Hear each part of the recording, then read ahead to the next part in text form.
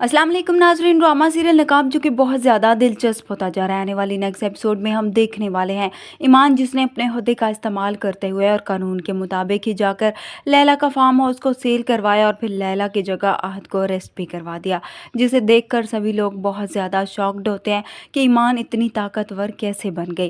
खैर, अब आहद जो बहुत ही गुस्से में जेल की सलाखों के पीछे होता है, उसे ईमान पर गुस्सा आता है कि वो उसे यहाँ तक पहुँचा सकती है। तो दूसरी तरफ तैमूर सबको तसल्ली देता है कि वो जाकर ये मामला हैंडल कर लेगा।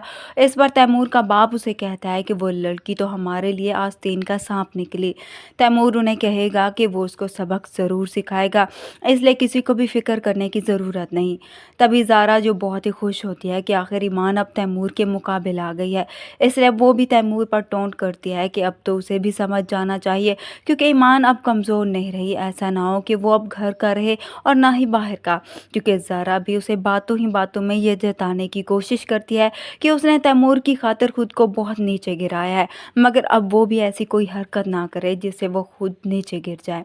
वहीं दूसरी तरफ हम देखेंगे बिलाल जो ईमान को झूठ बोलकर एक जगह पर लेकर जाता है। वहाँ पर उसे कोई काम नहीं होता, लेकिन वो उसे कहता है कि हमें वहाँ पर ज़रूरी काम है। लेकिन वहाँ जाकर वो शॉपिंग का उसे कहेगा कि वो कुछ ख़रीद ले और उसे भी ख़रीदने में मदद करे। इस पर ईमान बिलाल से कहती है कि आप झूठ भी बोलते हैं। तभी बिलाल उसे जवाब देगा कि कभी कभी बस बोलना पड़ जाता है। इस तरह से अब ईमान और बिलाल एक ऑफिशियल डिनर में जाते हैं, तो वहाँ पर बिलाल जिसका ध्यान कहीं और होता है और फिर वहाँ पर खाने में कोई और जब मसाला डालने लगता है तो उसकी आंखों में वो चला जाता है, जिसे देखकर ईमान फौरन से ही बिलाल के करीब आती है और उसकी आंखों से अपने दुपट्टे से साफ करने लग जाती है।